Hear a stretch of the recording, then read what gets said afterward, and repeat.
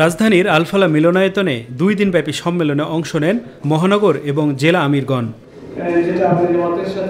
উদ্বোধনী বক্তব্যে দলটির আমির আগামী বছরের ফেব্রুয়ারি বা এপ্রিল মাসের মধ্যেই জাতীয় নির্বাচনের উপযুক্ত সময় বলে মন্তব্য করেন।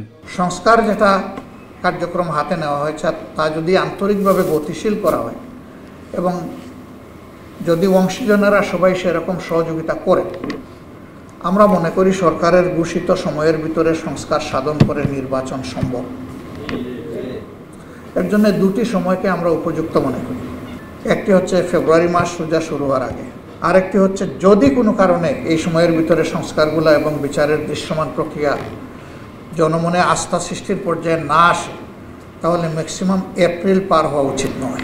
বাংলাদেশ থেকে বিগত বছরগুলোতে লুট হওয়া অর্থ দেশে ফেরত এনে মানুষের কল্যাণে কাজে লাগানোর আহ্বান জানান জামায়াতের আমির। বাংলাদেশ থেকে গত 15.5 বছরে 22 লক্ষ কোটি টাকা এখান থেকে পাচার হয়েছে, 26 লক্ষ কোটি টাকা পাচার হয়েছে। আমরা চাই প্রত্যেকটি টাকা ফিরে এসে রাষ্ট্রের কোষাগারে যোগ হোক এবং জনকল্যাণে সেটা ব্যয় হোক। নির্বাচনের আগে প্রয়োজনীয় সংস্কার এবং জুলাই বিপ্লবের খুনিদের বিচার দৃশ্যমান করার দাবি জানান ডাক্তার শফিকুর রহমান। প্রধান যারা অপরাধী তাদেরকে বিচারের আওতায় দৃশ্যমান কিছু জাতির সামনে অবশ্যই উপস্থাপন করতে হবে। সরকারের চেষ্টায় আমরা তাদের নিয়ত দেখা আমাদের দায়িত্ব না, কিন্তু দুর্বলতা আমরা লক্ষ্য করি। দীর্ঘ 14 বছর পর প্রকাশ্যে অনুষ্ঠিত হচ্ছে জামায়াতের জেলা ও মহানগর আমিরদের সম্মেলন।